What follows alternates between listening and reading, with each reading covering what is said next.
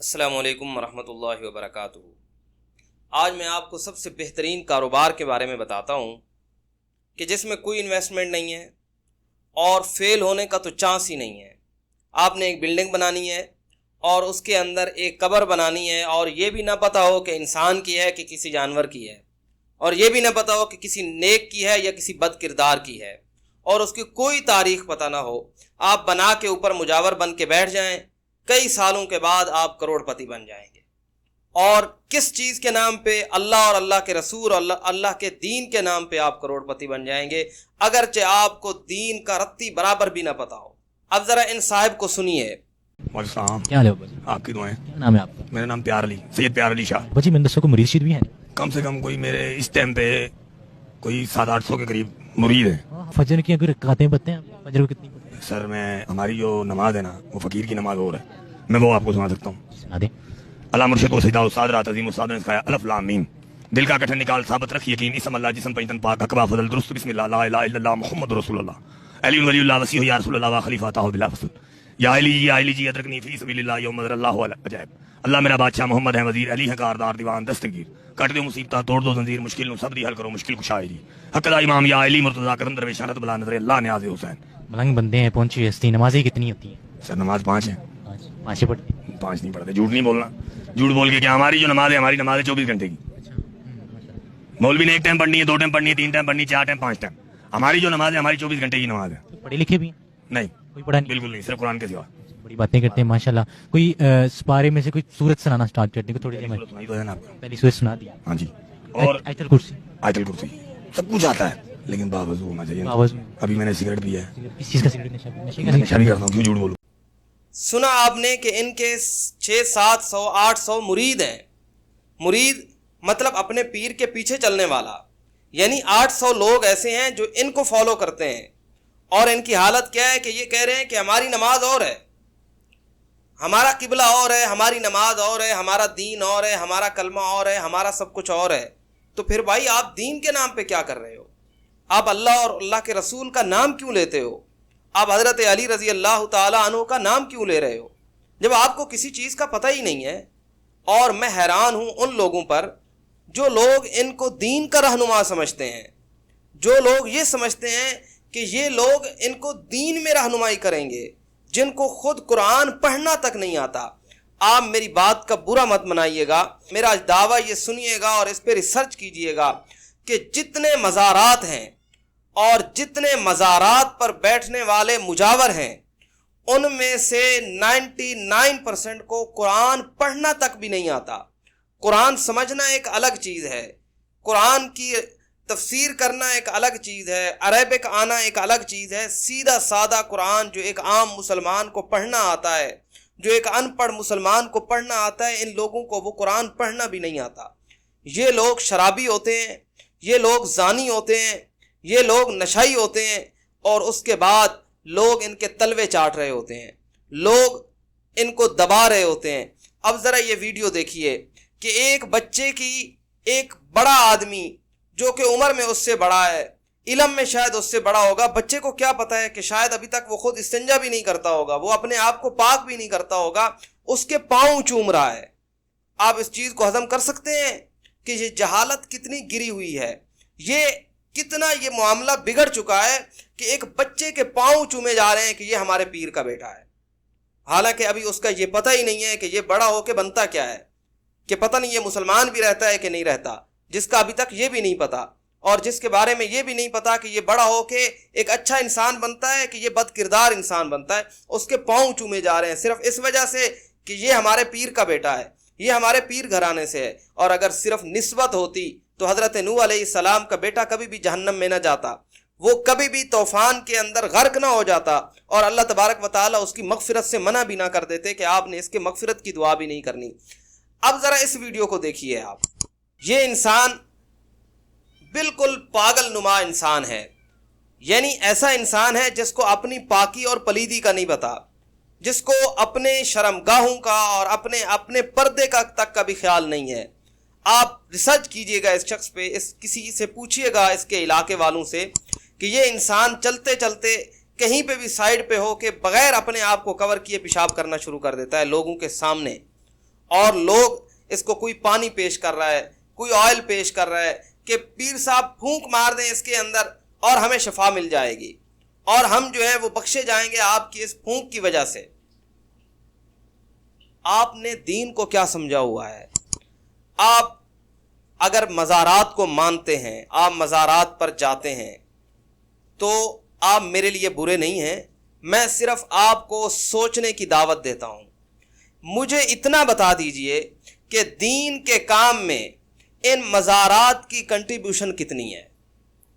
جو دین کا کام ہو رہا ہے, قرآن کو سمجھا جا رہا ہے, احادیث کو سمجھا جا رہا ہے, فقہ کو پڑھایا جا رہا ہے, مدارس کی آپ قدر کریں یا نہ کریں, میرا یہ لیکچر اس چیز پہ نہیں ہے کہ مدارس کتنا کام کر رہے ہیں. مجھے صرف اتنا بتا دیجئے کہ کنٹریبیوشن کتنی ہے ان چیزوں کی دین کے اندر, یا وہاں بیٹھنے والے یا وہاں جو مجاور بن کے بیٹھے ہوئے ہیں, گدی نشین بن کے بیٹھے ہوئے ہیں, ان کا دین کے اندر کتنا کام ہے, وہ لوگ دین کے اندر کتنا کام کر رہے ہیں اور وہ لوگ دین کے لیے کیا کچھ کر رہے ہیں. آپ بس اتنا ریسرچ کر لیجئے گا, اتنا سوچ لیجئے گا صرف دماغ کے اندر, تو شاید آپ کے دماغ کی جو آنکھیں ہیں وہ کھل جائیں گی اور آپ حیران رہ جائیں. اب ان صاحب کو دیکھیے, ان کے سامنے لوگ ناچ رہے ہیں اور ڈانس کر رہے ہیں ان کے سامنے.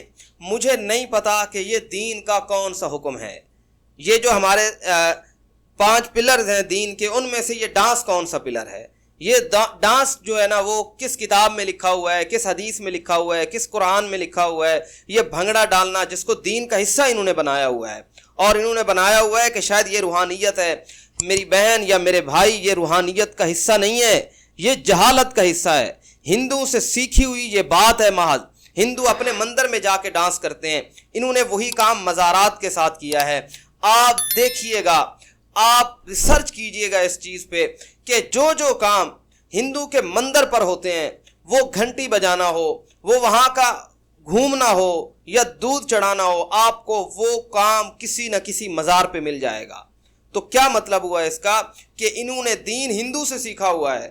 جو کام ہندو کرتے تھے اس کو تھوڑا سا موڈیفائی کر کے انہوں نے وہ اسلام کے اندر شامل کر دیا. تو ان کے اسلام کے اندر شامل کرنے سے وہ اسلام نہیں بن جاتا, وہ دین نہیں بن جاتا, وہ ایمان نہیں بن جاتا, وہ محض جہالت ہی رہتی ہے. اب آپ اس صاحب کو دیکھیے, یہ گجرات کے علاقے کے ایک پیر ہیں اور وہاں پہ ایک مزار ہے, بٹر شریف شاید اس کو کہتے ہیں, اور وہاں کے یہ بہت بڑے گدی نشین ہیں.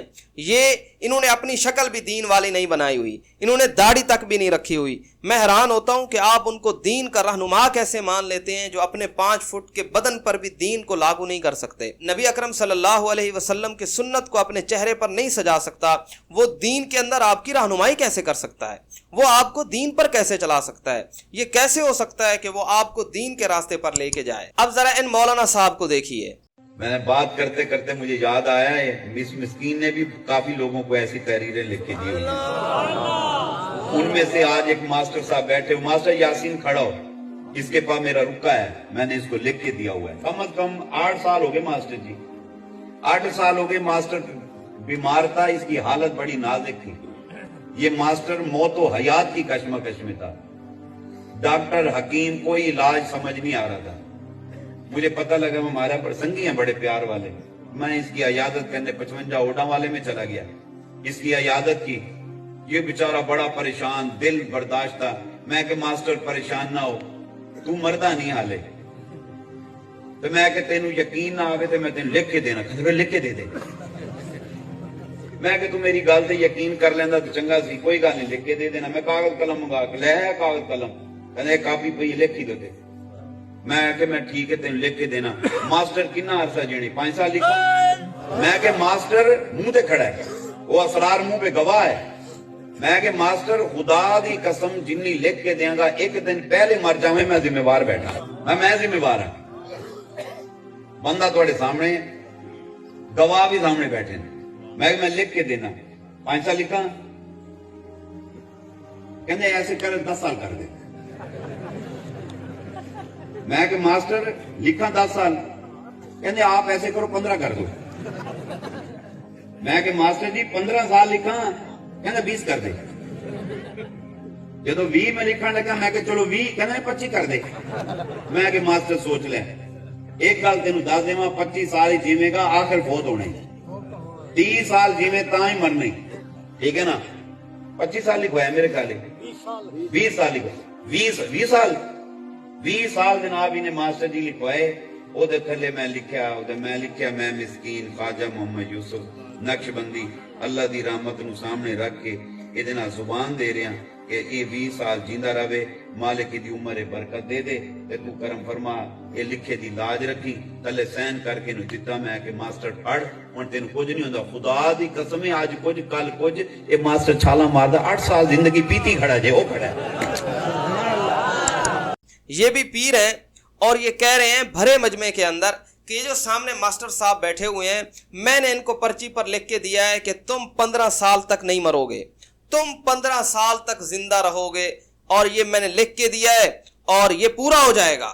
इन्ना लिल्लाहि व इन्ना इलैहि राजिऊन। सूरत रूम आयत नंबर 40 तो पढ़ें आप। अल्लाह तबारक व तआला कहते हैं कि जिंदगी और मौत का मालिक अल्लाह है, और आपने अपने हाथ में ले लिया जिंदगी और मौत। अब ये कहेंगे कि नहीं अल्लाह के हुक्म से ऐसे हुआ है, मैंने उसके अंदर यानी उस बात को फिर ये मॉडिफाई करते हैं और उसको दीन पर डाल देते हैं, अल्लाह पर डाल देते हैं।